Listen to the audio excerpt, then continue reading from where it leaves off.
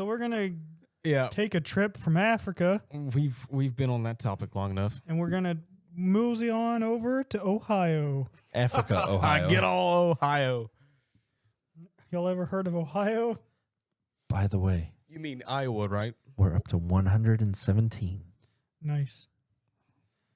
We're just gonna have a live marathon or whatever they call it. I need to get one of those little things. Telethon. The counter. Yeah, that hooks to the internet and just counts for us. Yeah. Throw it up there if you had it. So from Skinwalkers to Ohio. Yeah, Circleville, Ohio to be Ohio. exact. We're also going to travel back in time to 1977. Oof. Good year. Every year. Not for Circleville. Not for For them. Circleville, it started a chain of things that lasted like 7 or 8 years. Mothman? No. Ah. So you guys don't know about the Circleville Letters from what it sounds like. Are you talking about letters as in mail? Yes. Or okay. Yes. Okay. Did it have cyanide inside them? No. Okay. Anthrax. Anthrax, yeah, that's what I was So Circleville is a small town, 13,000-ish people. Our town. yeah, we got Kinda. about 14. So maybe. Maybe. It's close to Columbus, Ohio. That's important to Every know. time you say Ohio, I just want to puke. Good. Armpit of the U.S. The superintendent of Westfall Schools, Gordon Massey, goes to work on March 3rd, 1977, Good just like man. every single day. Good man. And on his desk, there's a letter waiting for him. The letter is written in giant, handwritten, blocky letters Like with no return address. the ransom note type? Yes. Okay. It says, "Dear sir, according to my GF, you have asked her out many times and have asked out other female bus drivers too." I know this now. You do know this story? I don't know haven't heard it. I've heard the beginning. I've never heard the end. So continue, my friend. Okay. "Dear sir, according to my GF, you have asked her to go out many times and have asked other female bus drivers too. This must stop at once for the good of the school and families. If they are not stopped, I will be forced to write to the school board, and I would hate to do that. The prey on another man's girl is untouchable. I suggest you find yourself a pimple-faced blankety blank Woo. and Blankety blank. start up with her and leave my girls alone." Girls? Whoa. I was going to say something stupid, but when you said girls, I was like, Find yourself hold up. a Also, what I was going to say, which was stupid, was if you're not married, she ain't yours. wow. It's free game. Wow. Well, if you're dating, Yeah. Well, you know. Dating tactics by Andrew. if you're dating, you still don't want someone. The guy has a right to get angry up. Absolutely. You still shouldn't be hitting on someone's girlfriend. If you don't know, Yeah. More- don't do it in front of the guy. more More importantly, importantly, if you are the superintendent of a school, you shouldn't be hitting on any of the bus drivers because Yeah. it's kind of like they work for you. with Yes. you. I do agree. So there's problems. and who's hitting on bus drivers? Yeah. Plus, they're bus. If y'all are bus What's drivers, wrong? there's nothing wrong with that. But Bus drivers aren't truck drivers. Let me tell you. that's that. true. So, Yeah, I'm stereotyping. Okay. You're right. So he gets that letter. The same day, members of the school board get letters too that accuse him of approaching bus drivers, carrying on affairs, and abusing his position, and said they had to get rid of this guy So he was basically being accused of being a gigolo. with the bus Just- yeah, drivers. just with the all- bus drivers, yes. from several people. He had to think about bus This is drivers. the same person sending the same letters. Okay. It's the same person. Okay. Massey denies everything. They can't find any proof, so they don't do anything about it. They interviewed the bus drivers. I think that they didn't even take it seriously. I think they're just like, whatever. I think they mostly just, they may have done a little bit, but it was not taken seriously at all. Okay, so a couple weeks go by, and the vice principal gets a letter, and it says, talk to Gordon Massey about his affairs. And it mentions an employee number, 62917. So somebody had knowledge. So it basically says this is someone specific that but instead of giving the name, they gave the employee number. Okay, so that like tells that there's somebody on the inside. yeah, like they've got information. So they look up who it is, and the employee number belongs to a bus driver named Mary Gillespie. Oh, Mary, come on. Now, I don't think Mary is who the letter was initially talking about, the first letter. It's written by the same person as far as we know, because it's the same bulky letters, same everything about it's the same. But I don't think it's talking about the same person in the first letter who says my GF. Because Mary My grandfather. Mary is married and has 2 kids. Ooh, busted. She got busted. Adultery. See, when you're married, that's when it's a real problem. Then Andrew will back off. You ain't got to do it now. But they still don't do anything. Okay. I mean, even if the guy is having an affair, that's his personal life. Well, at that point, she's a bus driver. He's the superintendent, so it's still. At that point, if I was over the school board, I'd be like, "Hey, sheriff, just to let you know, this is happening. Kind of odd." Oh no! It gets hotter. Hotter. Not the animal. I thought you said hotter. That's the two. I heard. Oh, I said boy. Otter. I know what you say.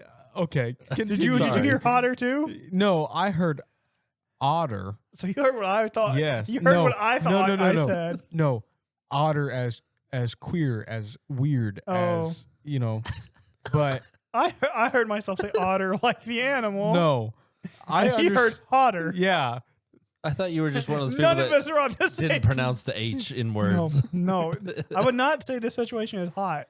I mean, No. Seinfeld baseline. Okay. Anyway, so they realize this is Mary. They don't do anything still. Mary goes one day to her mail, and there's a letter addressed to her. Oh. Same blocky letter, same Busted. style, probably the same person. But was the affair true? That's for you to decide. Oh, so we're getting there. Yes. Okay, Sort of. continue. Sorry. Shut up. Let the man talk. So Yes, she sir. gets a letter. It says, "Stay away from Massey. Don't lie when questioned about knowing him. I know where you live and have been observing your house, and I know you have children. This is no joke. Take it serious. Everyone concerned has been notified, and everything will be over soon." The neighborhood HOA, Karen. And so she does what an ordinary person would do. Someone who has this happen to her. She doesn't tell anyone about it and just ignores it and hopes it goes away. Stupid. Completely rational. The worst line in the whole letter is, "I know where you live." Obviously, you sent me a letter. Yeah, I know. I thought the same thing when I was hearing this story. I was like, oh, yes. Also, rather redundant, huh? Yeah. if I didn't note it in the beginning, if I skimmed over it, all these letters are also, they don't have any return address on them, but they're all postmarked from Columbus, Ohio. Okay. Gotcha. Which is important later. So the drop off was in Columbus. Yes. So Okay.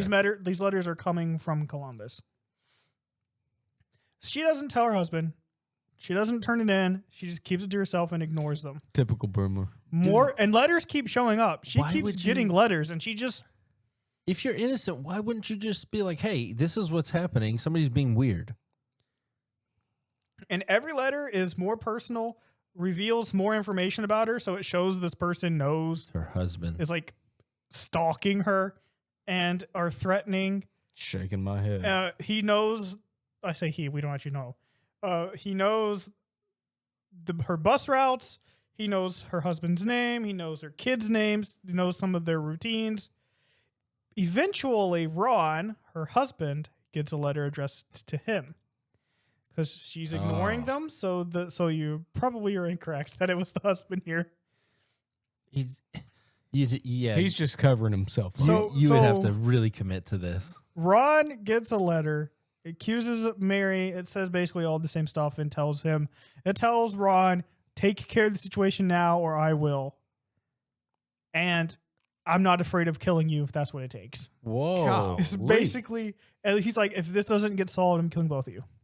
See, that would be one way for Ron to throw people off of his trail. It's like, oh, they're threatening me. But it's really an empty threat if it's him. And it even talks about where he works. So not only does he know Mary's life or what the Mary does, it also knows what Ron does. And all this is letters cut out of a magazine. Oh, no, it's Correct. like handwritten blocky letters. Oh, okay. So it's handwritten, but it's... I was going to say it takes a lot of effort. Yeah, they made it pretty untraceable for, So naturally, Ron confronts Mary about it. It's like, hey, this is accusing you of these. Like, what's going on here? And so she says, I've been getting these letters too. And so after they discuss it and hash it out, they do what any reasonable person would do in the situation and Don't tell anybody. ignore the letters and don't tell anybody. what is the point of that? So they don't do anything Shaking my head. because they're just like, it's a prank, it'll go away. Well, Ron gets So another... Ron just blindly trusts that his wife isn't having an affair. Yes. Even though, let's play devil's advocate, it's not them writing the letters. Yes. He's like, the letters are... Why have you been keeping the letters from me, first of all? That's the first question. Yeah. Okay, I believe you. So Stupid. 2 weeks later, Ron gets another letter addressed to him. The handwriting is now even blockier and like more. I'm covering it up so you can't tell who's writing this. Yeah. And it says they know Ron's done nothing about it, and that if she didn't admit the truth, this was gonna go on from becoming letters to something more public, like billboards and signs. Wow. Somebody got money. And so at this point, they're like, okay, we can't ignore this anymore. We've got to do something. So what do? They go to their family. Shaking my head. They go to Ron's sister, Karen Sue, Karen. and her husband, Paul Fresher. And they get together. They're really close. They're like together all the time. They know everything about each other. They're really, really good friends. They're like really close. And so Paul specifically really liked Mary and Ron. Like they was best friends and would do anything for them. So they get together and they start going through a list of like, okay, who could it be? We're going to figure this out. So they spend all night and they narrow it down to one other bus driver named David Longberry, because he made advances toward Mary before and she turned him down. What a name.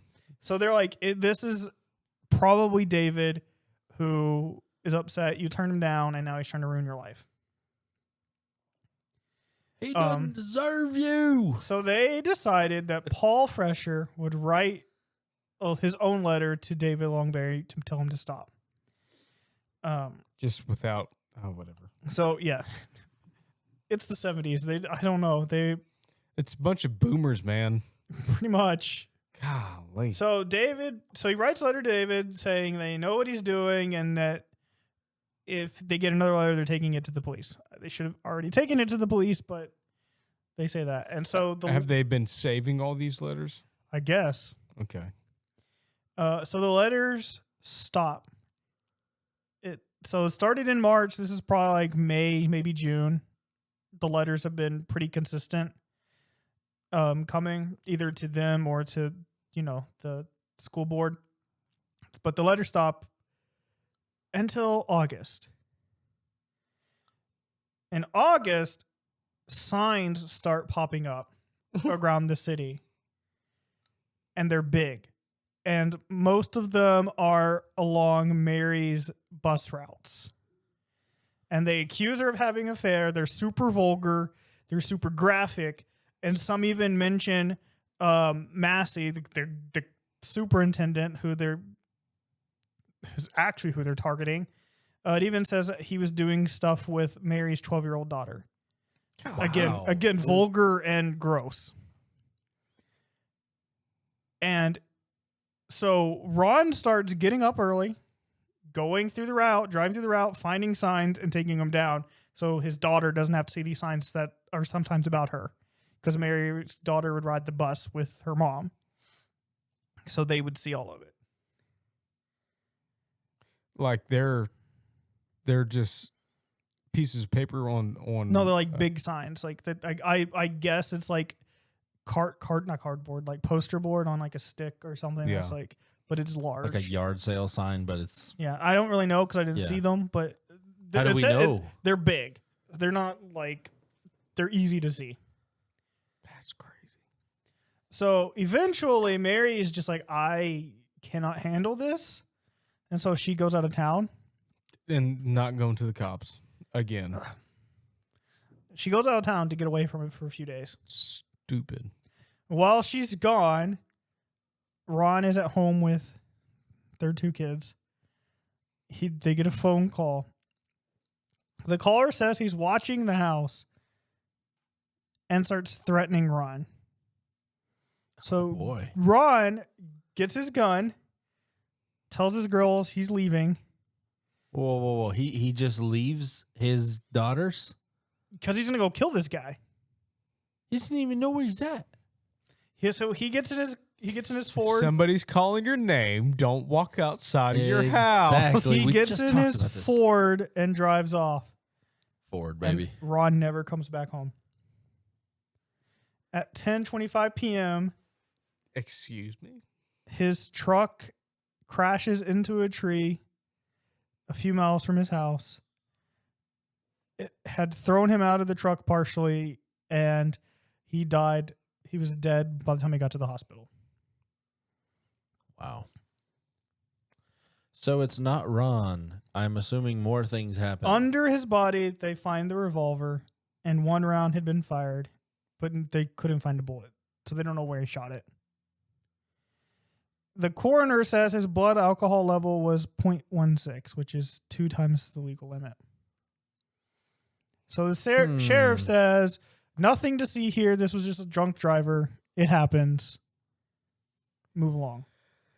See, if the sheriff had been notified of all this before, he would have made some connections. So this makes me angry. Yes. So the family does not believe that because they're like, Ron didn't really drink and he would not have been drinking home alone with his 2 kids. Even if he was going to drink, he would not do that with his kids. And he also would not be drunk and just decide, I want to leave my kids alone. So you're suggesting that he got captured and the guy fed him alcohol. Or that it was a cover up by the sheriff. What time did he leave the house? Like 5-ish? It doesn't really say when he left. It was just in the evening. Okay. All right. So it was a couple hours later. So yeah, enough time for him to be taken and something done weird, if that was the case. So the family thinks that he either caught up to someone and shot at them and then they whatever, or he shot at them as he was being run off the road and then he was run off the road into the tree. But they don't think he was. So where does the sheriff play in all of this? There's a mystery here. There really is some mystery here. By the end of it, I'm going to ask you guys. Okay. Actually, as we go, I'll be asking to see if y'all thinks. So actually, yeah, as of we are right now, let's ask. What do you guys think? What do you think happened here? Based on the information. Assuming no more letters have been written? After this moment? Yeah. No, the letters keep happening. Okay, so it's not Ron that's sending them, obviously. Mary is no longer having an affair because her husband has been unalived. So it's somebody who's just petty now. It's elementary, my dear Watson. Could you look up that information, the employee ID number? Could you look that up? Like, I don't think it's so. an internal ID. Yeah. Only internal. So it's not you public. go in, you get it. I doubt they could have looked it up then because there's no computers, no internet. Now, if it were now, maybe they could have, but I don't think back then. Yeah. Well, I was thinking like maybe at the library, county clerk's office or something. No, this would have been. Okay. Somebody internal. It could have been the yeah, I know who it is. superintendent himself. I know who it is. Who? It's the janitor. Possibly. Always. That So- one okay. janitor that lifts weights? Yes. Ah, I knew it. So His name's Andrew. Ron's family said, we want to see the truck. Okay. And the sheriff's like, no, you can't because it's already been taken to the lot and been crushed down. So they couldn't look at the truck. that they fast? couldn't. Yeah, they couldn't look at any, like nothing they wanted they could have access to. It's the sheriff. Later they learn they had a suspect in custody, but they passed the polygraph test and they let him go. So they assume that they did have David Longberry as a suspect, but they don't actually know because they never released a name. But Paul in particular is thinking that the sheriff is covering something up. Like think all of them think that, but Paul I specifically. think it might be Paul. Okay. It might be. He's too weird. Continue. The letters then start back up again. And some of them are accusing the sheriff of covering things up, which parallels what Paul has been saying. Now, it's been 2 years.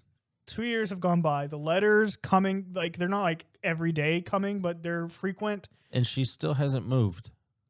Well, this is where it gets stupid. So it's never, first of all, let me say before I say this, it's never confirmed yes or no if Mary really was having an affair or not.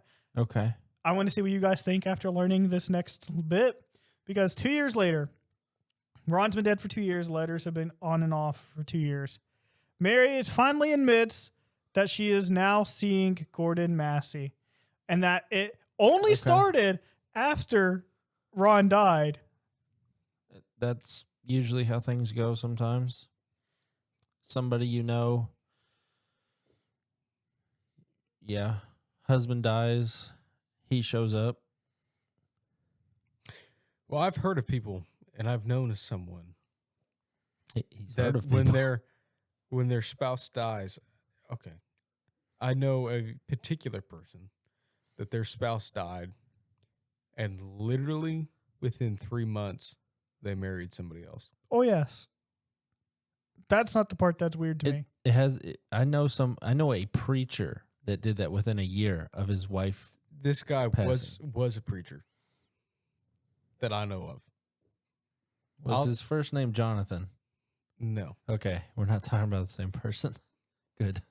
Well, I personally think that she was having an affair because, I mean, yes, people move on pretty quickly, and some people, like you said, someone comes in and it's kind of like the trauma kind of you bond faster.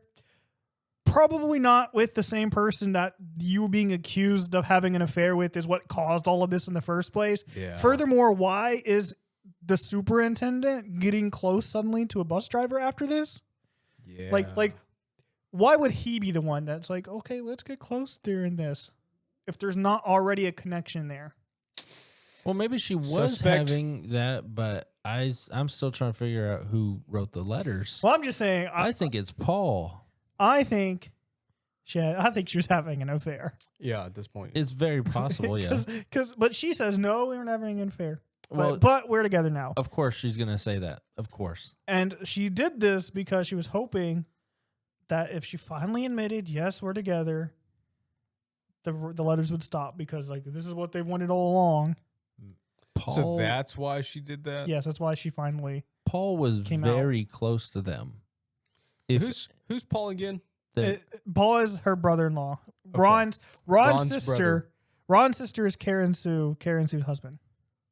Okay. he's too close, and he's too happy, and he's too Happy. because he liked Ron a lot, right? He liked both of them a lot. Okay.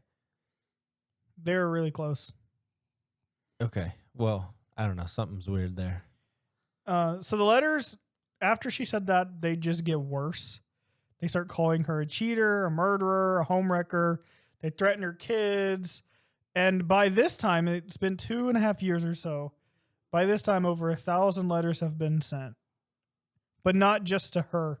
There's actually have escalated, and they're sending letters to businesses, to elected officials, to schools, to law enforcement, people all across Central Ohio. And it's not even just about her anymore. Now it is just telling people, I know your secrets, and telling them what their secrets are. And we know for a fact, I thought I had it in my notes, but I don't. I guess I deleted it.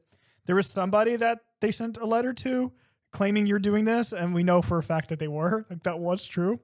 So at least one person they were actually correct about. Don't know if they're right about everything. So, like, for 2 years, they're just sending letters across Central Ohio with, like, I know your secrets. If they were correct, even if they were halfway correct with all these letters, that would make you think that maybe it's somebody in the police department, aka the sheriff, that was covering up all that. That'd be my second thought. So now we move to 1983. All this has been happening. Started in 77. 77, yeah, I was just going to say. Now it's February 1983. Wow. Mary is driving her usual route. It's 3:30-ish. She's at the intersection where Ron died. And there's a sign there on the fence. And it's obscene and, again, talks about her daughter. So she gets out her bus and goes to pull it off. Notices there's a string attached to it. The string runs to a box. And for some reason, she decides, I'm going to take this box home. So she takes it home before opening it and seeing what's in it. Grenade or a head, one of the two. Something Close. gonna kill her. Close. Inside is a 22 caliber handgun. 25. I knew it. 25 Was the caliber string handgun. going in? The string was attached to the trigger, I and it knew was it. propped up, and if she would have removed the sign, it would have shot her and potentially in the head and killed her. All So right, who did the gun belong to? Shaking my head. the police recover the gun, but the serial number had been filed off, of course. I was just going to say, course. yeah. But they didn't do that great of a job at it, and they were able to restore it. And they find out the gun belonged to, guess. Paul. That's right, Wes Wesley. Oh. Who's Wes? He was a guy who worked at the Anheuser-Busch warehouse or whatever in Columbus. Okay. So the police go and they ask him about the gun. They said, "Oh, it was mine, but I sold it to my supervisor." And you want to know who guesses his supervisor was?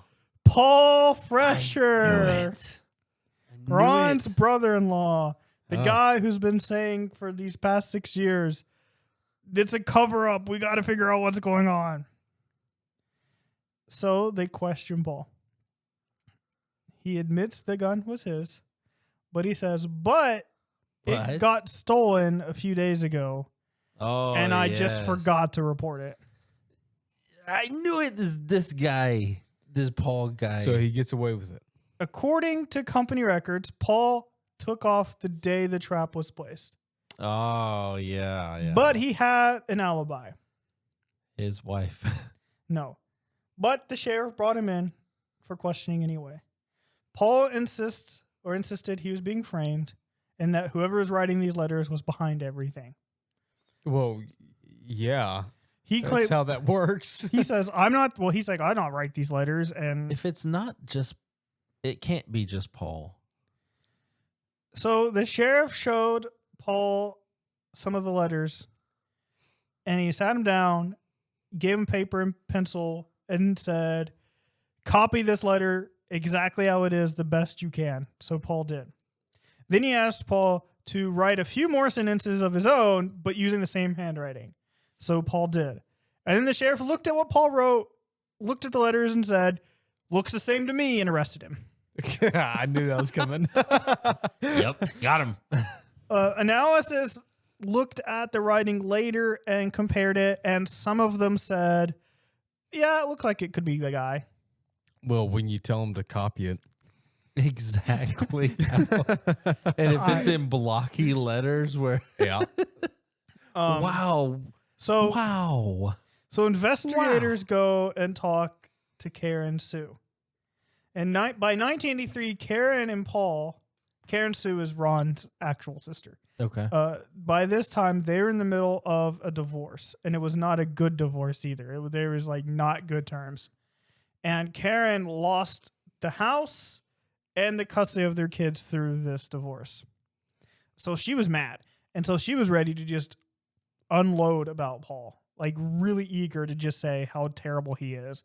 And so she told investigators that Paul really liked Mary and Ron when they were together. But when Ron died, it basically flipped something in him, and his infatuation with them turned into being angry at Mary. He blamed Mary for everything. And so after Ron died, he just hated Mary because she ruined everything. So, and then Karen Sue said, "Oh, and by the way, I know he's the one who's been writing these letters because I found some in my house." Ooh. And so it was looking pretty rough for Paul. Oh, he Paul. could have some in his house from when they were looking over him However, a few years earlier. at the same time, not everything Karen was saying added up. For one, she claimed to have the letters, and then they said, "Okay, well, let us see them." She's like, "Oh, wait. I did, but I got rid of them." Further, the gun was his gun, but there was nothing outside of that placed Paul there. There were no fingerprints there that were his. His prints weren't even on the gun. No eyewitnesses could place him there. And like Were I there said, any prints at all? no, I don't think so. Figured. Wiped him. Paul, plus, like I said, Paul had an actual credible confirmed alibi. He was having, the reason why he took off work that day was because there was being work done on their house. So he was home all day with people at his house doing work. Interesting. Goes to Very trial. Interesting. And the jury convicts him. Wow. Even an alibi is not good enough. And the letters continued. He gets sentenced 7 to 25 years Wow. for attempted murder. The trial, this is in the notes, but the trial, by the way, was a sham. On top of that, Figured. the prosecution did some shady stuff they weren't supposed to do. Like, they weren't supposed to mention the letters because he wasn't on trial for writing the letters. And they didn't want the jury thinking he wrote the letters and then connect that to this. So they weren't supposed to talk about the letters, but the prosecution brought up the letters and the defense objected, and the judge said it's fine. So they brought up Wow. a bunch of times. And so that was, and then there's some other stuff too. I was listening to a documentary about it, and they were like, yeah, there's a lot of stuff that happened in that case, that trial, that should not have happened. But anyway, so he's in jail, but you're right. The letters keep coming. Well, then that should tell everybody right there that, hey. And still, he had an accomplice. so the prison was in Lima, Ohio. That's where he was. 100 miles from the area they were in. They were still coming from Columbus, Ohio. So How far away was the town again from Columbus? not that far, it doesn't really say, but it's probably close, Like probably 15, 20 miles? probably like us to Nashville. Yeah. So the letters go on, and what does the sheriff do? Ignore him. No, he yells at the warden of the jail saying, "Stop letting Paul send these letters. Get him under control." Even though that they're coming out of Columbus, yes. So the warden's like, Stupid. the warden insisted that Paul was not doing this. And the sheriff said, yes, he is. So they put him in solitary confinement. While he's in solitary confinement, the letters keep going.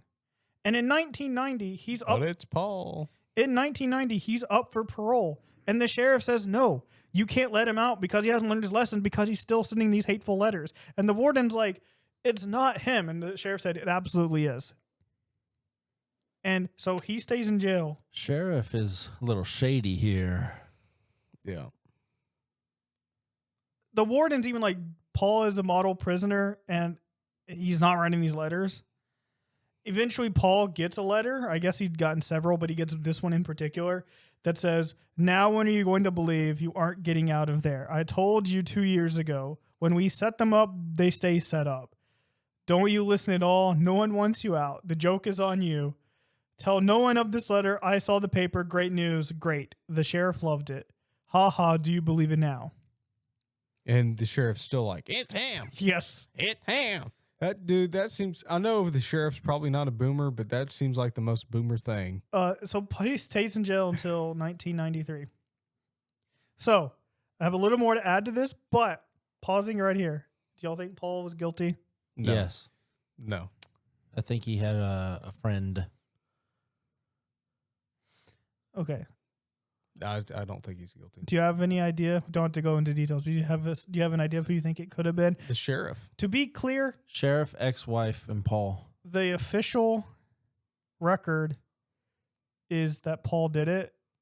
That's the official, but there's like an official, unofficial is like obviously he didn't. Yeah. So it's still an open case and it's never been verified. So there Well, is I mean, when the no- letters are still going on, when he's in solitary confinement, I mean, there's your cue number one. So, to add a few notes now. First of all, the gun being his, and he's like, "Oh, it was stolen, but I forgot to report it," which seems shady. Yeah. Later in life, Paul explains what happened. He said, "My gun was stolen, but I know it was my son, who was like 16, I think. He was like a teenager." And he said, "I know it was him, and I didn't report it because my kid's a good kid, and I don't know why he would take it, but I don't want him getting arrested and getting in trouble. So I was just like, I'm just going to let it slide." And then I kind of forgot about like the gun being missing wasn't not even, but he's like, "I didn't report it because I'm not That's going to weird. report my son." Yeah. I'm assuming that kid was going to the same school that she worked at. Probably was So- on his bus routes. So that's how he was able to sneak in there and get the employee ID number. And No, I don't know. That's not the son. it's not. No, but that's It's Paul. why Paul didn't turn in the. Okay. Now that by itself, you may say, yeah, he's just making up something, but I think that it's true because of the next little bit. So like nobody could put Paul at the scene of the crime where it happened, but about 20 minutes before Mary would come by, there was a yellow El Camino was parked next to where the sign was.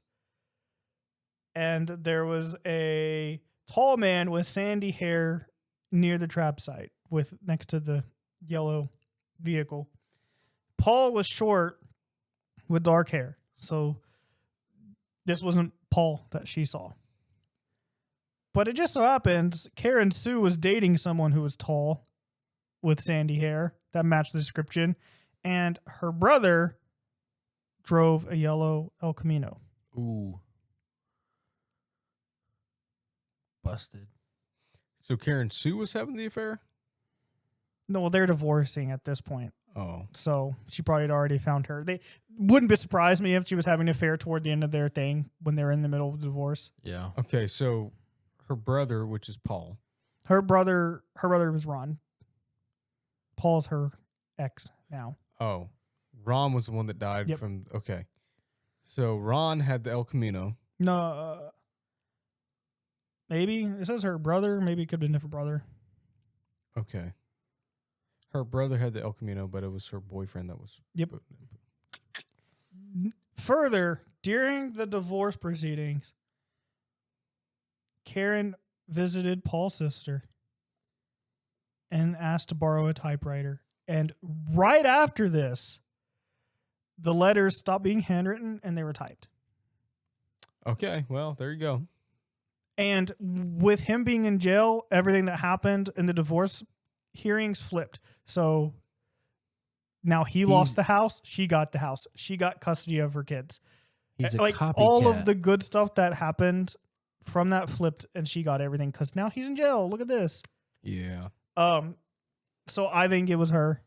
The reason why I believe the thing about her son is like, I didn't put it in here. I don't know why I didn't put it in here, but the idea is that her son was working with her. They knew they were going to do this because I guess he didn't want to go with his dad, I guess. So he stole the gun so she could do this.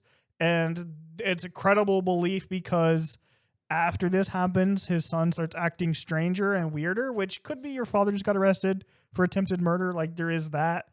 Yeah. But he had problems and ended up taking his own life. And so like it could be that his dad was weird or that he was acting like that because of his dad, but it also fits the pattern of like, I feel guilty because I led to this happening. Because he steals the gun. His mom tells him steal the gun. He does, and then he feels guilty about it. Yep.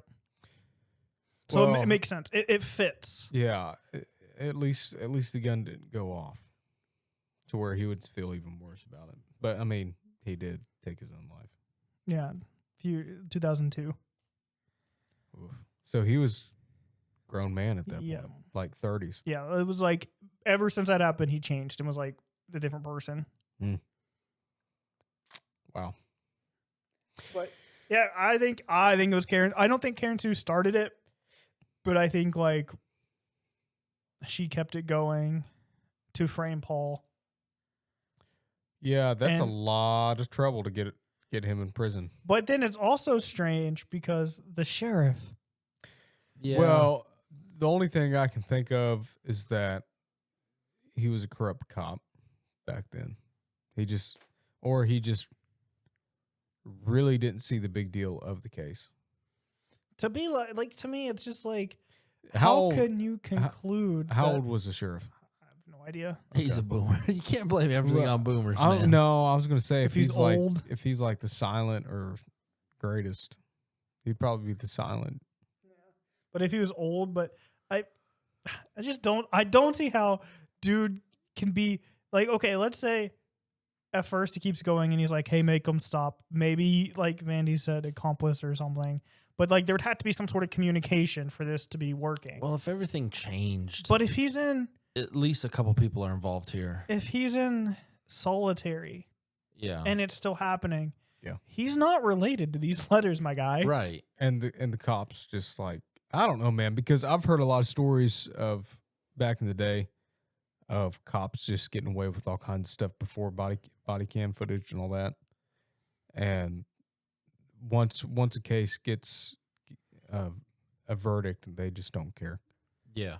But and it's be probably like, more paperwork for them and stuff. to even deny parole, Yeah, I know. saying no because he's still writing these letters. Shady, man. It's just There's so many Maybe- fumblings of the law right here. Maybe they could have bought him off to keep him in jail. I don't know. I mean, maybe the sheriff was just upset because Paul was vocal about him from be. Ron, thinking because he made claims of like the sheriff is incompetent. Like basically blaming the sheriff for not doing his job, and which he wasn't. Yeah, I don't know. I mean, with all the information that you said, I would have to conclude that it was her boyfriend, and her son that was doing it. All three of them together. The guy was putting up the posters. She was typing them out. And then the kid was the accomplice for the gun. And that was pretty much probably the only thing that he did. But the kid felt so guilty about it that when he became adult, Yeah. his relationship with his father, once he got out in what, 93. He was in jail for 3. 10 years. Dude, that's crazy. Maybe he just couldn't look his dad in the eye. And But we don't know for sure what happened to Ron. yeah, We don't know who started sending the letters. Most likely it was the David Longberry guy who stopped when they threatened him, and then the letters picked back up by a copycat. Most likely is what happened. Yeah. Um, Yeah, there's a lot of stuff to that case. Yeah, there's a lot of It's questions. different. There's a lot, even though it's quote unquote solved and then quote unquote not solved at the same time, but pretty likely it was Yeah. Karen Sue doing that stuff. It's still a lot of questions.